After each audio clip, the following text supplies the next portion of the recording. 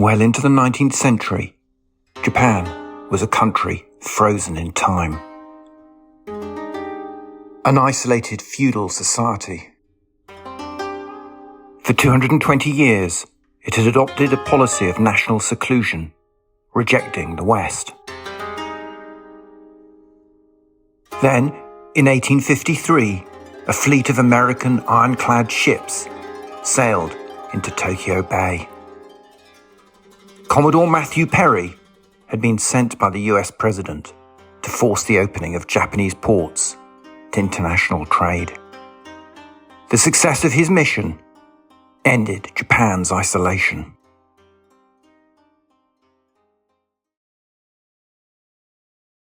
Almost everything that had remained unchanged for hundreds of years would soon be affected. In particular, the role of the elite class, the samurai. The samurai were some 5% of the population, comprising some 400,000 noble families.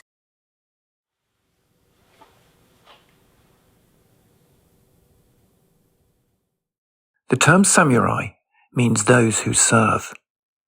As one contemporary scholar said, "He who devotes himself to the public good is a great person. He who degrades the public good for their own gain is base."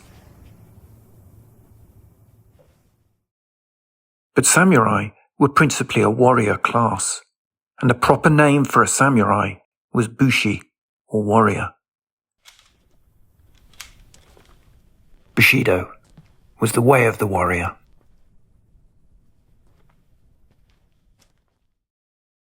Its core virtues, according to some, were righteousness, courage, courtesy, sincerity, honor, and loyalty.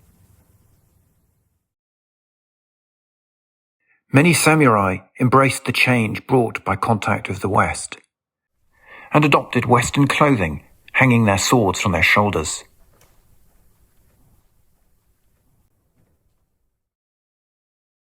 This young man posed with a revolver. A prized pocket watch hangs from a cord. These were symbols of his modernity. But his sword again is not forgotten. It symbolizes his warrior heritage.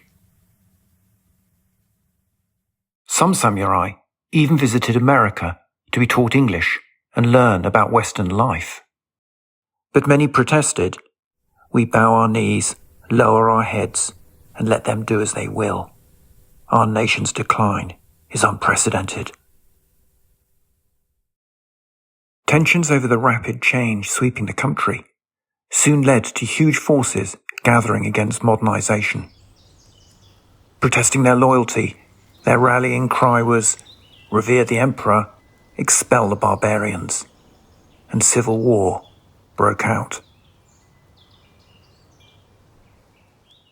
Imperial forces opposed them using Western weapons and military techniques.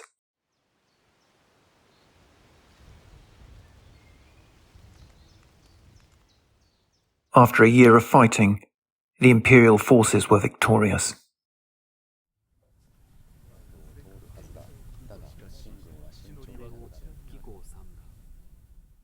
The young Emperor Meiji and his advisors decided to abolish, step by step, the official status of the samurai. They believed that Bushido was incompatible with the new era.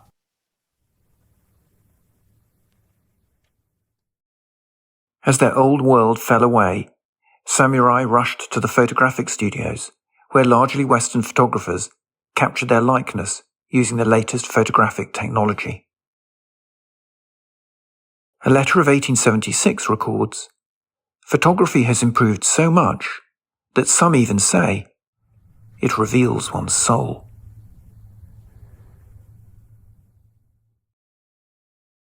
Photographers like Baron Raymond von Stillfried had shipped their equipment into Japan and hired a studio and assistant.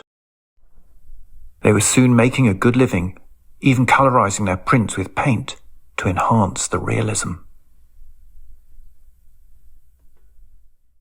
The samurai had themselves photographed in elite traditional pastimes, like this tea ceremony. It signaled their role not just as warriors, but as cultured elites. The kneeling and bowing posture in this image captures a formal greeting ritual. Etiquette was central to samurai conduct, and such scenes were staged to evoke the solemnity of Bushido. Samurai even created historic scenes of harikiri or seppuku, part of the Bushido code. This is the staged death of Lord Asano, who would later be avenged by the 47 Ronin, a historical but now legendary event from 170 years earlier.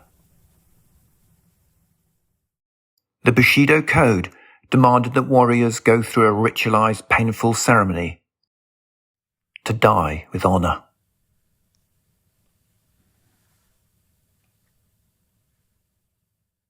They also posed for scenes of executions that the samurai were no longer allowed to perform. Samurai power was fading rapidly, and so were the symbols of their status. They were now being encouraged to abandon the traditional shaven head and top knot. It created a minor photography boom, as samurai had their photo taken before their chonmage was cut off. In 1876, they were even banned from wearing their swords in public.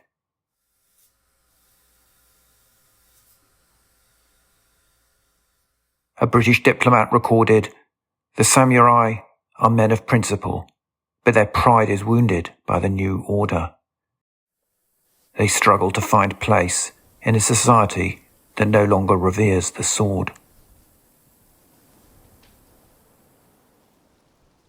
By the 1880s and 90s, the samurai had become a thing of nostalgia, and the photography market embraced that sensibility.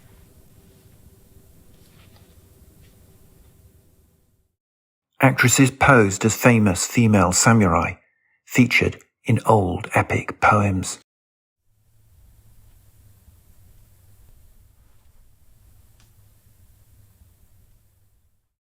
Foreign tourists, increasingly common in Japan, were also fascinated by the disappearing Japanese culture.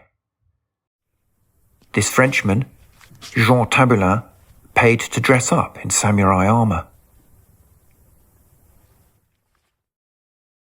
Photographers hired young men to don the traditional armor no longer seen in public.